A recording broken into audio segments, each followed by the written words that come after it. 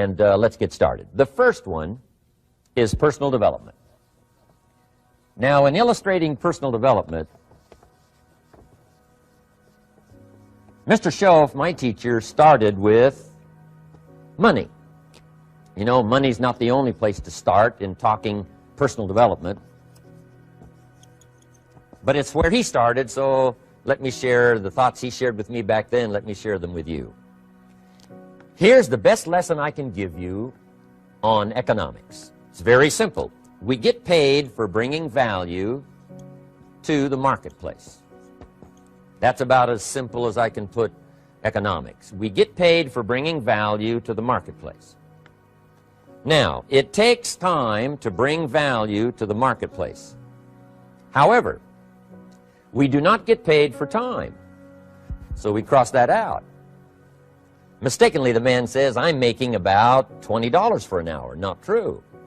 If that was true, you could just stay home, right, and have him send your money. So that's not true. We don't get paid for time. We get paid for value brought to the marketplace. Now, since that's true, here's one of the key questions of my talk to you today. Is it possible to become twice as valuable to the marketplace and make twice as much money in the same time? Is that possible? The answer is yes. Could you become 3 times as valuable as you might be right now to the marketplace and make 3 times as much money in the same time? And the answer is yes. 5 times, 10 times? Of course. America is unique. It's a ladder to climb. It starts down here, let's say, at $5 an hour, and it keeps going up. Top income last year, $80 million. The guy who runs Coca-Cola. Now, that's a heck of a ladder. That's why everybody wants to come here, right? The boat people are not headed for Vietnam. People haven't plotted and schemed for 50 years saying if I could just get to Poland, everything would be okay. Not true. Everybody wants to come to America. And the reason is because we've got the best wind ever blowing in our favor. We've got the best economic opportunity anybody's had in 6,500 years. And all you have to do is understand it and take advantage of it. Now, there's some key questions to ask here. Why would the marketplace pay someone only $5 an hour? Very simple answer. They're not very valuable to the marketplace. Now, we must underline to the marketplace. This person might be a very valuable brother, yes. Member of the family, valuable, yes. Valuable member of the church, of course. Valuable citizen of the country, yes. Valuable in the sight of God, no doubt. We're all of equal value in the sight of God. But if you're not very valuable to the marketplace, you don't get much money. You say, well, it shouldn't be that way. Well, then you got to start your own country. You know, this one's been in process for 200 years, and this is the best we've been able to come up with so far. But here's the key. You don't have to stay here. Now, there was a big debate in Congress last year that this $5 was not enough, should be 6, should be 6, should be 6. But we don't need legislation. 6 is already on this ladder. The next step up. You know, if you work for McDonald's, they'll pay you $5 an hour to take out the trash. If you whistle while you take out the trash, they'll pay you $6 an hour. So we don't need that legislation. You just need to take lessons on how to whistle. Have a good attitude. Now, as you begin to climb this ladder, why would the marketplace pay some people $50 an hour? Answer, evidently, they must be more valuable to the marketplace. 10 times more valuable. And is that possible for someone to be 10 times more valuable and earn $50 an hour instead of 5? And the answer is yes. That's what America is all about. Now, why would the marketplace pay some people $500 an hour? Evidently, this person must be much more valuable to the marketplace. That's what's important to understand, to the marketplace. And would the marketplace pay one person $80 million for 1 year's work? And the answer is, of course. If you helped a company make $1 billion, would they pay you $80 million? I'm telling you, it is possible. And that's why America is so exciting. That's why this financial ladder is so exciting. It's possible for all of this to come true for all of you, no matter where you start. As a student in school, just getting started out there in the workplace, This is all possible for you. Now, Mr. Schoaf gave me the clue on how to climb this ladder as high as I wanted to climb. Now, we're talking primarily economics here. There's a lot of other ways to become valuable to your family, valuable to your friends, valuable to the community, valuable to the team, right? Valuable to the team effort, valuable to the concert. But here's what he said to me. In climbing this ladder economically, all you have to do is work harder on yourself than you do on your job. Once I heard that, it made sense to me. I kept hoping that everything else would change around me, found out that if I went to work on myself, worked on my skills, worked on my language, if I became better than I was each year, if I grew in skills and language and vocabulary and competence, then I would become attractive to the marketplace. Not very long ago, a company called me and said, Mr. Rohn, we're expanding internationally. We'd like to have a bit of your expertise to help us. Would you give us a bit of your time? We'll add some millions to your fortune. And I said, okay. And I thought later, isn't that interesting they would call me? Then my second thought was, of course they'd call me. Who else would they call? I can get the job done. Now, what a contrast for me, farm boy from Idaho, raised in obscurity, parents of modest means, broke when I was 25. How come I would get a telephone call and someone offer me a lot of money to help them in expanding around the world? Simple answer, evidently. Something happened to me between age 25 and where I am today. And I can tell you where it all started. From my teacher, Mr. Schoaf, who said to me, we don't have to change what's going on out there. That's the wind that's blowing. All we have to do is change what's going on in here. And now there's several ways to do that on personal development. And let me give you those ways. Here's the first one. We must learn from personal experience. Pretty simple. Learn from what happens to you.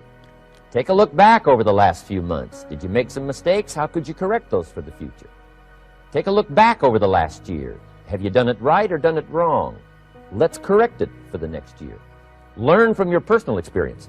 Mr. Schoaf asked me when I first met him, he said, Mr. Rohn, how are you doing? You've been out there now 6 years. And I said, I'm not doing very well. He said, I suggest you not do that anymore. What a simple, swift analysis to my situation. He said, if you keep doing it, the next 6 years will be like the last 6. You don't want that to happen. Let's make the changes. So learn from your personal experience. Now here's number 2, why I came to share this video experience with you today. And that, I call it OPE, other people's experiences. That's me, other people. That's your teacher, other people. That's your friends and colleagues, other people. The people you meet that can pass along to you their experiences, what's happened to them, the mistakes they made, how they corrected them, how they changed their health and changed their bank account and changed their income and changed their future. That's it, other people. Now there's 2 kinds of people to learn from. One is failures. It's too bad failures don't give seminars, right? That would be valuable. Bring your notebook, have them tell you how they lost it all and threw it all away, threw their health away and threw their friendships away and things didn't work out well. That would be valuable. But now then we must also learn from positive, people that have done well.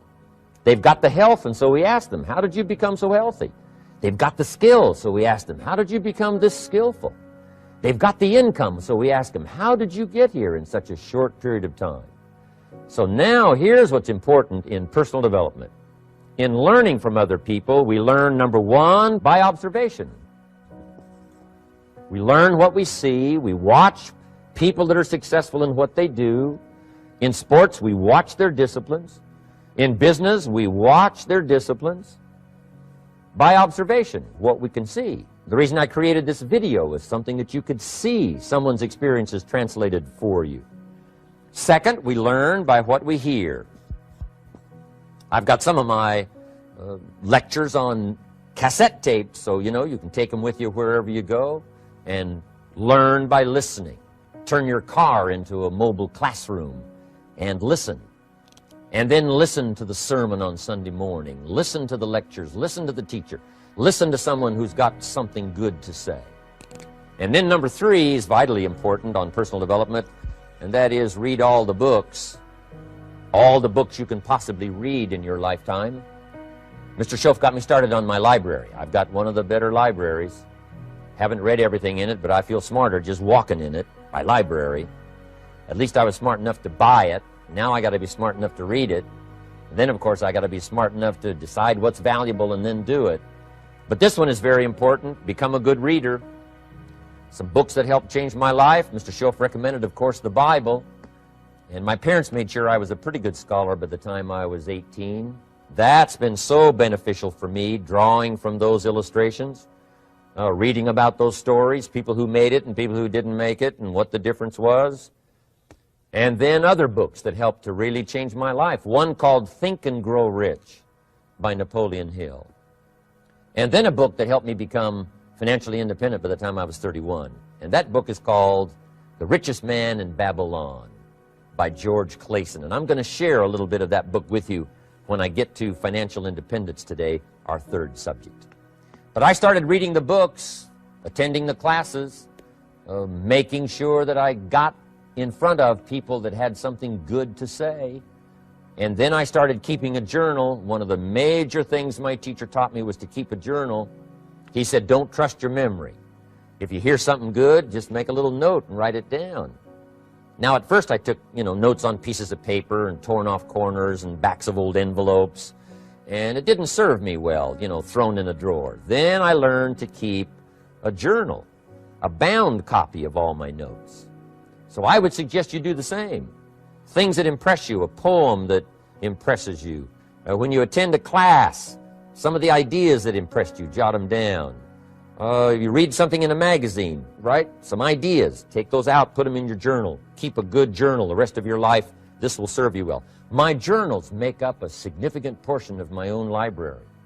And if you saw my library and saw my journals, I tell you what you'd have to say. This is the library, and these are the journals of a very serious student. No wonder Mr. Rohn is invited to lecture and speak on his experiences around the world. So I want the same thing to happen to you. Value captured that you can resort to later, go back over it and review it, and let it become valuable to you. So that's my first subject, personal development. Work harder on yourself than you do on your job.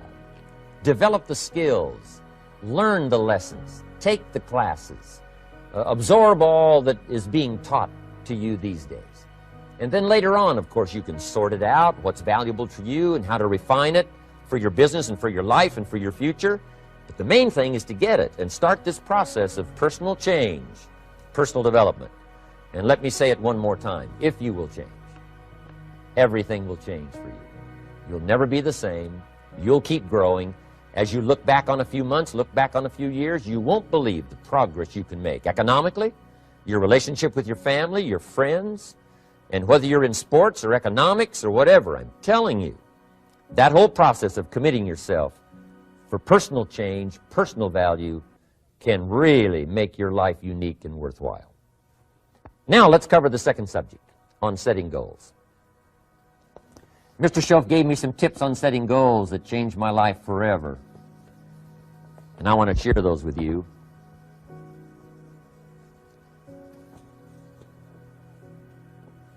So let's talk about setting goals, and I also want to tie it to personal development.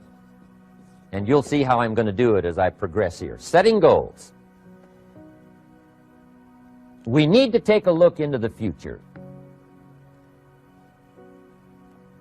There are 4 things to consider in terms of attitude. One is how you feel about the past.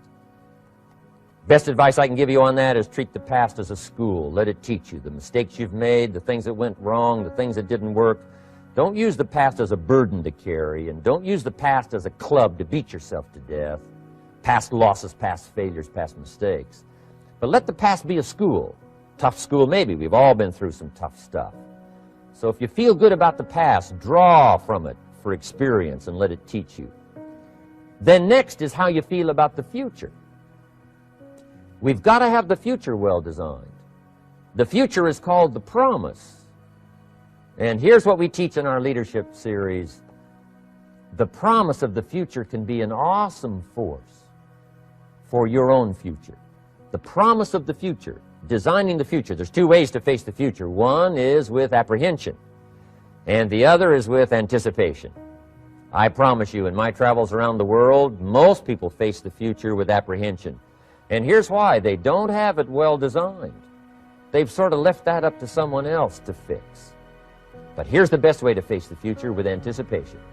And you can face the future with anticipation if the future is clear, if the future is well designed.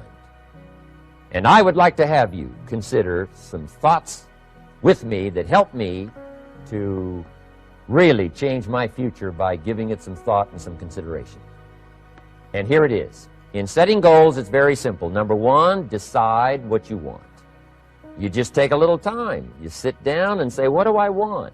What kind of skills do I want? What kind of income do I want for the future? What would I like? Where would I like to go? Places I'd like to visit. Habits I'd like to acquire. Skills I'd like to have. You just take a little time to think about what you want. Economics, friendships, people you'd like to meet, places you'd like to go. You just take some time. And then I suggest, when you've thought about what you want for the future, make a list. Just jot it all down. It's really a very simple process. And then here's number three. Keep all the old lists. I'm telling you, this served me so well, keeping my old list of goals. I look back now 10, 20 years ago at goals I set, lists I made, and I smile now because here's what I thought was so important, 20 years ago. Now some of those things aren't even on my list. I've got a new list. I've grown. I've changed. I've matured. But I give you that advice. Decide what you want. Number two, write it down. Number three, keep the old lists. And then here's number four. When you get something that's on one of these lists, check it off. Part of the fun of having a list is checking it off. And then if you can add some drama to checking it off, see, that's what really helps. I set a goal to go to Spain many, many years ago. And when I finally made my first trip to Spain, I had that journal with me that had that list in it. And while I had my journal on my lap, waiting for the wheels to touch down in Madrid, I waited until the wheels touched the runway, and I checked it off. Just adding a little drama. So, part of the fun of having a list is checking it off. Now, here's what's important about the lists and designing your future. If the future gets clear, the price gets easier. Because you got to remember, for every promise, there's a price to pay. Everybody's got to pay the price. Everybody's got to do the deal. Everybody's got to do the disciplines. Everybody has to pay. But here's what I've discovered. If the promise is clear and powerful, the price is easy to pay. The price is some classes. The price is a few books. The price is a few disciplines.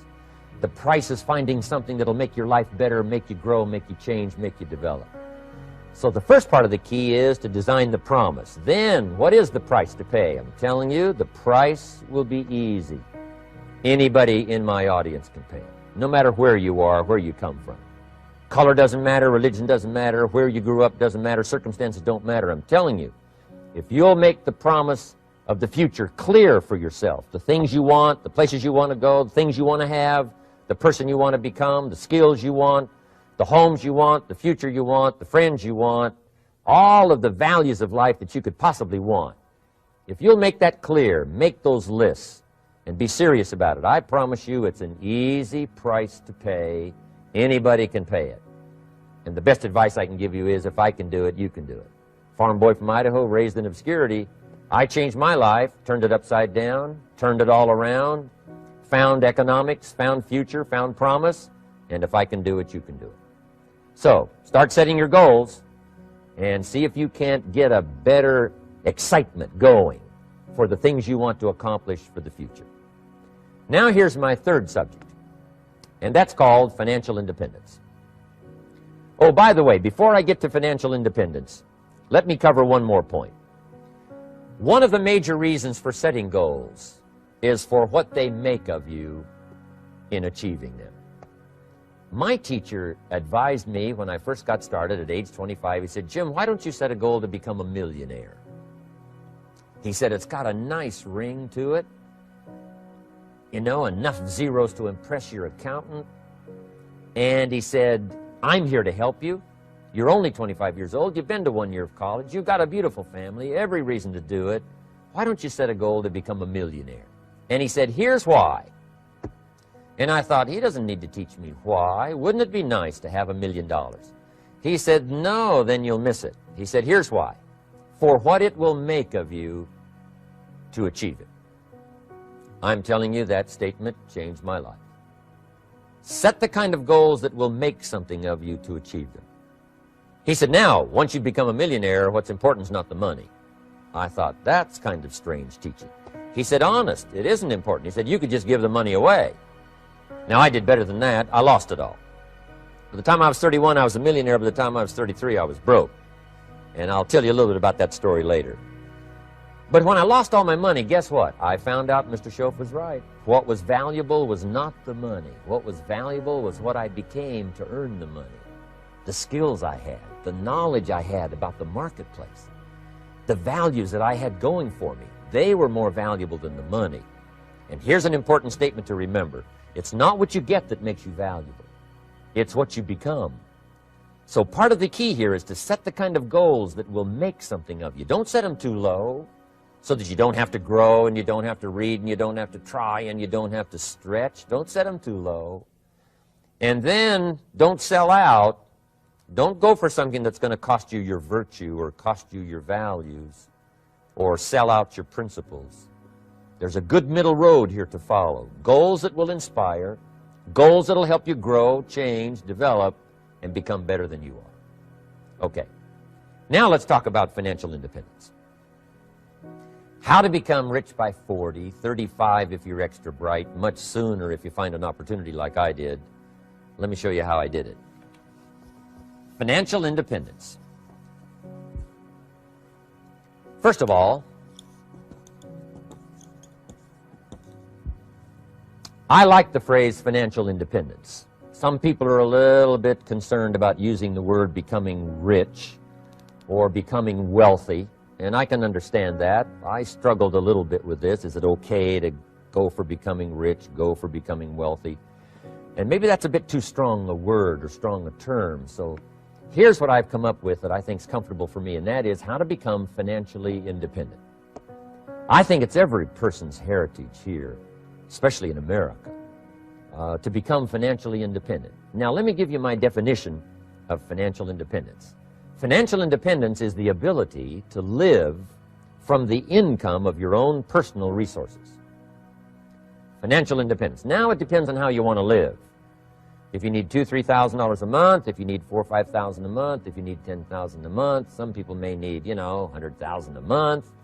But whatever you would need to live, and you could earn that living from the income of your own personal resources, that's what I call financial freedom, financial independence.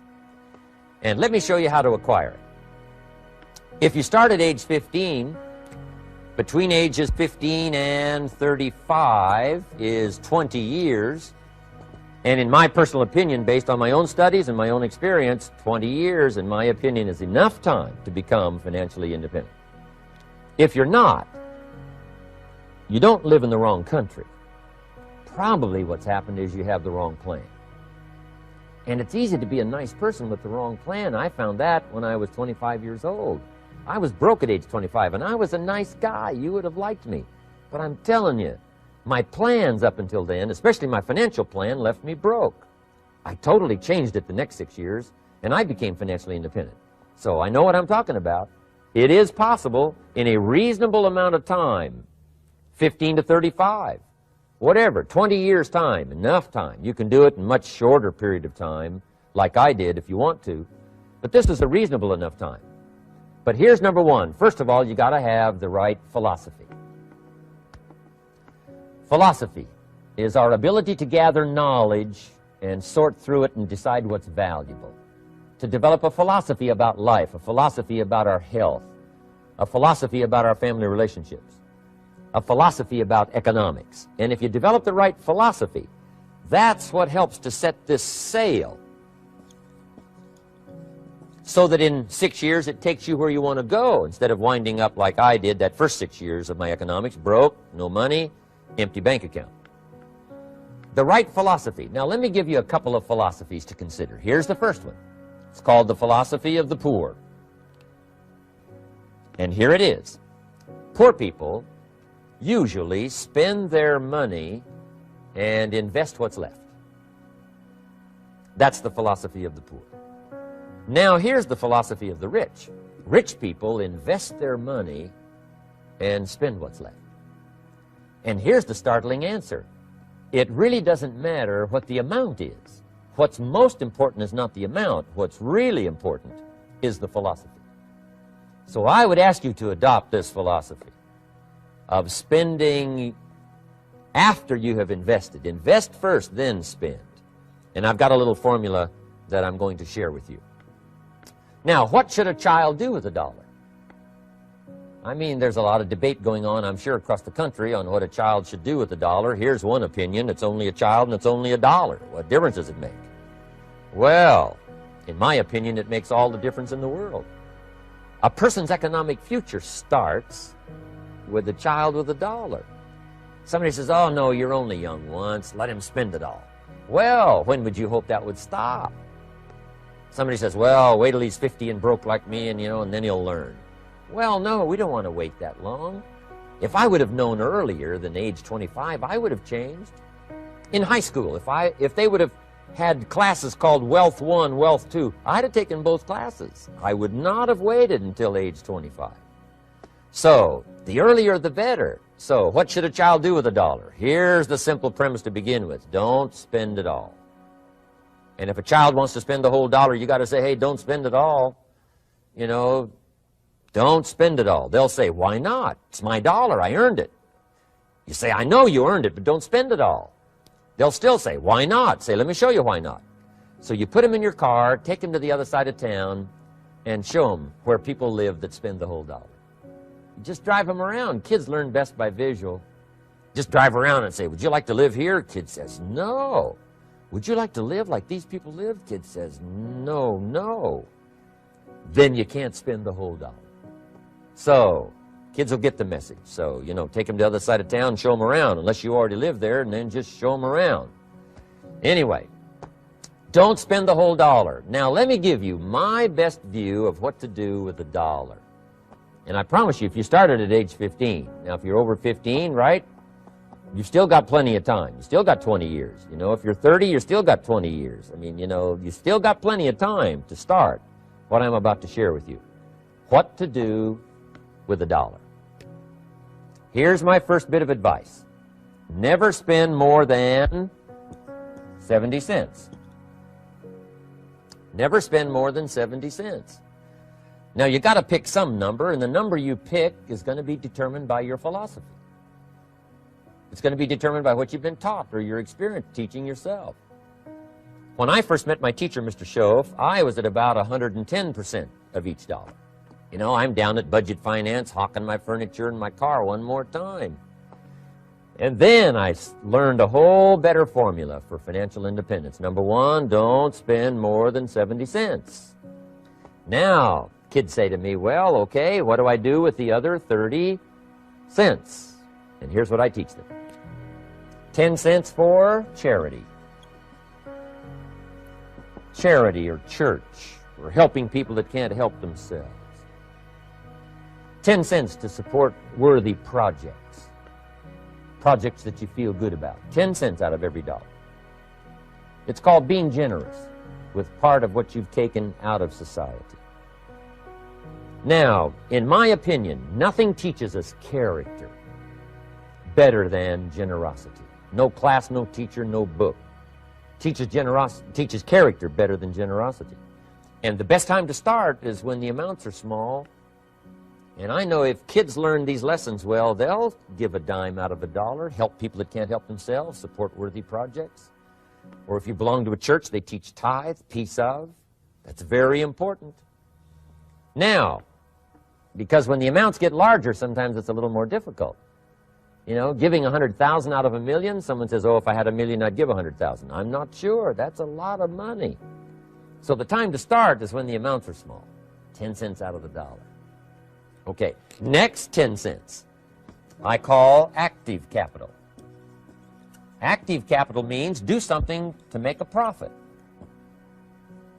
Active capital. Set aside a portion of your income. Wages are okay, but I'm telling you, wages will make you a living. Profits will make you a fortune.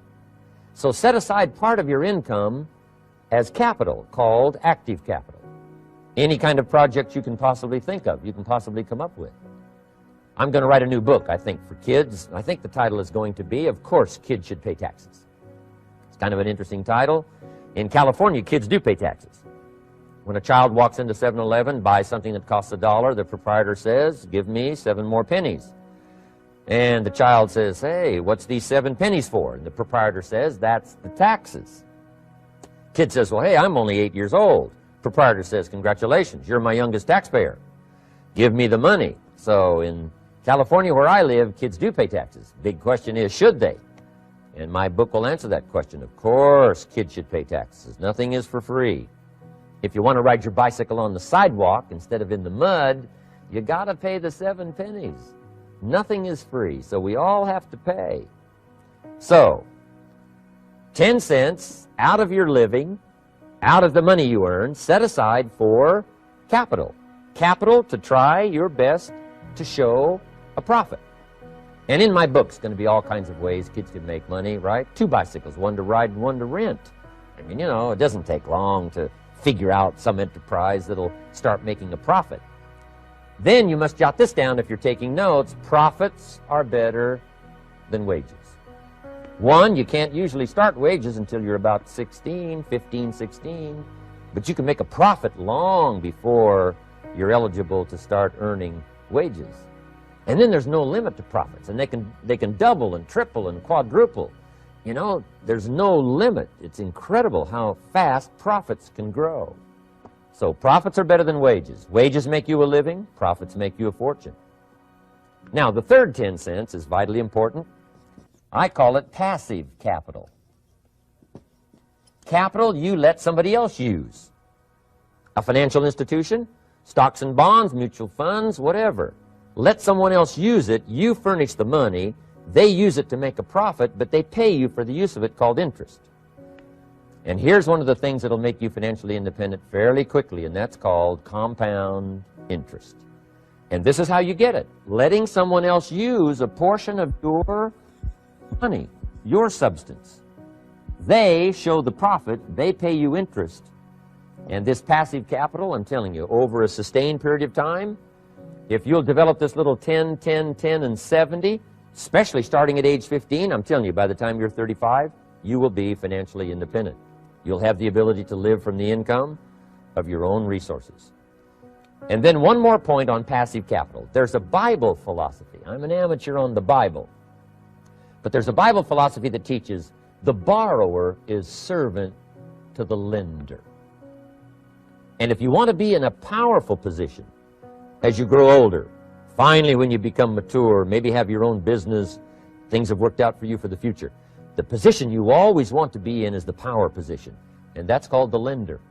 The lender is the power position. So if kids learn early enough, and then you ask them what they'd like to be when they grow up, I'm telling you, once they understand, they'll say, well, one of the things I want to be is one of those lenders. That's the power position, not the spender. No, you'll be pitied the rest of your life if you just become a spender. You got to become a lender. And I think this is the one formulas to follow.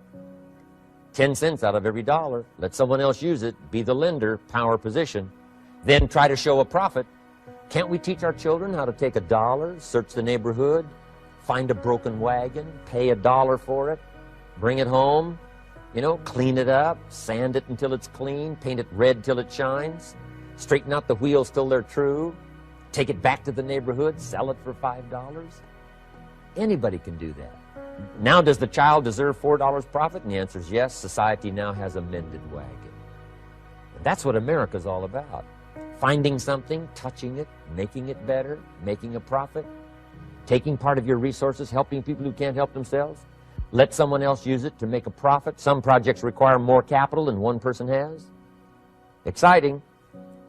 and then let them pay you for the use of it? America's had this philosophy now all these years. Communism has taught all these years capital belongs in the hands of the state, not in the hands of the people. We've been teaching all these years capital belongs in the hands of the people, not in the hands of the state. And we turned out to be right.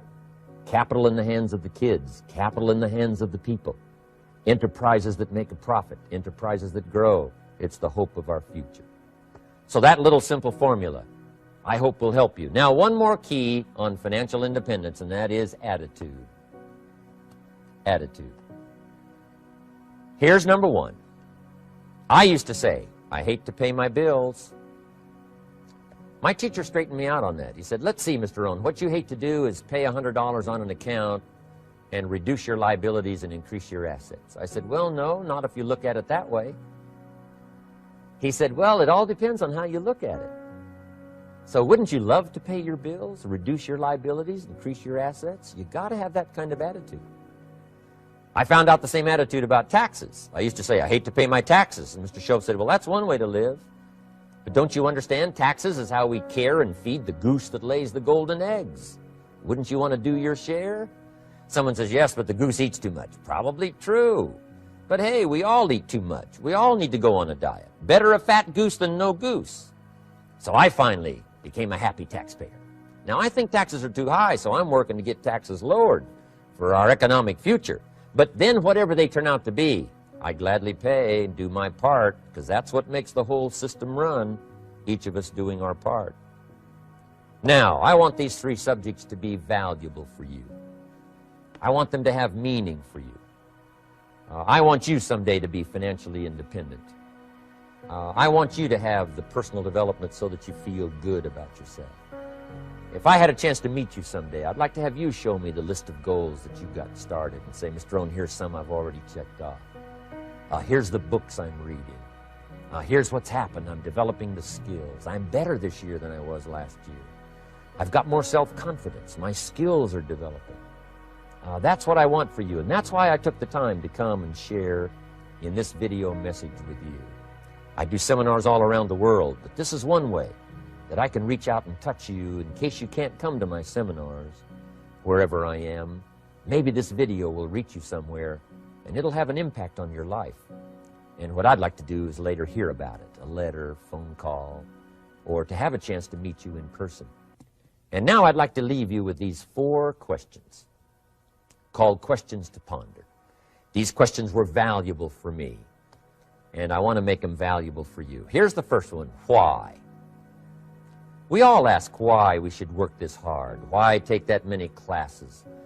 Why go to school that many years? You know, why take the notes? Why read the books? Why work that hard? Why put yourself through the push-ups and the disciplines? Why? Good question, why? Best answer to why, I think, is the second question. Why not? Why not see how many books you can read, how many classes you can take, how many skills you can develop? Why not see how valuable you can become to the marketplace and to your friends and to your family? Why not see what you can make of yourself? Why not see how far you can go, how much you can see, how much you can earn, how much you can share? Why not?